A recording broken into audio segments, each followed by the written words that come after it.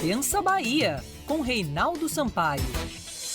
Reinaldo Sampaio hoje pretende traçar uma reflexão sobre 3 pontos que parecem estar distantes, mas na verdade são correlatos. A relativa desobediência dos gestores dos municípios sobre a lei dos resíduos sólidos, também o Brasil, que está desenvolvendo um robô capaz de compreender as emoções humanas e representá-las, e ainda o registro de queda da produção industrial. De fato, algo assim que parece não ter conexão, mas no fundo, espelha a realidade brasileira. Eu começo o comentário de hoje falando a respeito de um fato relevante relacionado à Política Nacional de Resíduos Sólidos. A legislação estabeleceu o prazo de até o dia 2 de agosto para que todos os municípios adaptassem suas estruturas de tratamento do lixo, acabando definitivamente com os lixões, que mais parece um cenário medieval, não é verdade?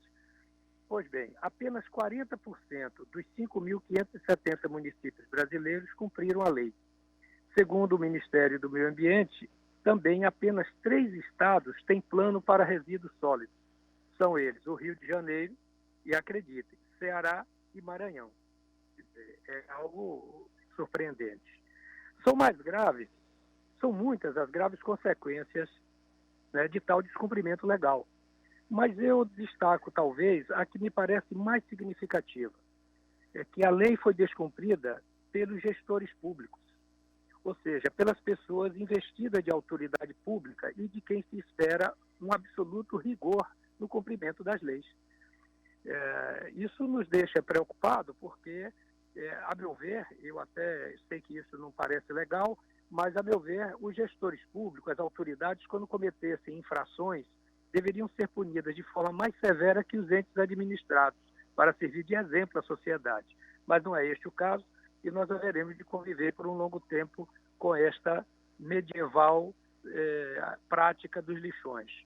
Ao mesmo tempo, em São Paulo, que é a vanguarda econômica do país e que também não tem um plano para resíduos sólidos, mas na USP, os cientistas brasileiros estão desenvolvendo um robô capaz de reconhecer, compreender e representar as emoções humanas. É uma máquina à nossa semelhança. Isto é o futuro. Então, os brasileiros e o Brasil convivem ao mesmo tempo com os lixões medievais e com a tecnologia do futuro. Quando esta última preponderar na vida brasileira, então nós teremos alcançado o desenvolvimento que tanto almejamos. Por fim, não posso deixar de comentar sobre mais um registro da queda de produção industrial. Na minha opinião, não haverá saída sem ações que promovam rupturas necessárias para a construção de uma nova estratégia de desenvolvimento nacional que passa pela superação da baixa produtividade industrial, determinada, por um lado, pela obsolescência relativa de parte do parque industrial brasileiro e, por outro lado, pelas carências infraestruturais, a excessiva carga tributária sobre a produção e o investimento e pelos graves impactos de uma economia com baixo grau de inovação e uma taxa de câmbio sobrevalorizada. Tudo isto faz com que a indústria brasileira alcance apenas o mercado nacional, que, apesar do seu significado intrínseco, é ínfimo diante da grandeza do mercado mundial, cujo passaporte de acesso é a competitividade. Então, avançar na direção deste futuro tecnológico inovador, capaz de trazer para o meio produtivo as mais modernas técnicas e as mais modernas tecnologias, é o caminho para que a nossa indústria possa superar esse atraso, evidentemente, também com uma estratégia que permita corrigir as carências infraestruturais e outros aspectos aqui citados.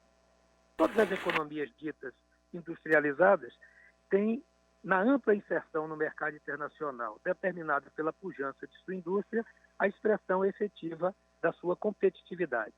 A solução, como advertiu Celso Furtado, não é somente técnica, mas política, porque o desenvolvimento decorre da vontade política de promovê-lo. E esse é o desafio brasileiro.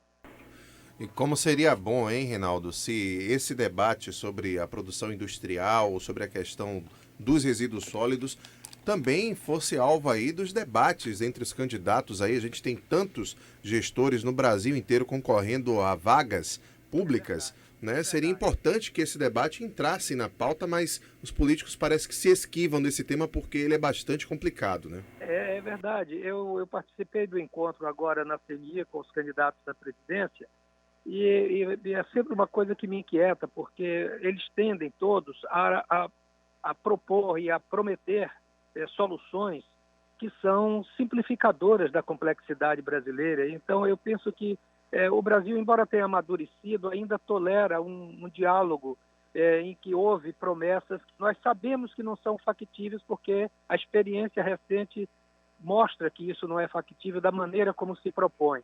Então, eu acho que você está certíssimo. Nós deveríamos ter um aprofundamento desse debate, dessas reflexões, para construir soluções factíveis, possíveis, e que, de fato, alargue o caminho para o desenvolvimento nacional.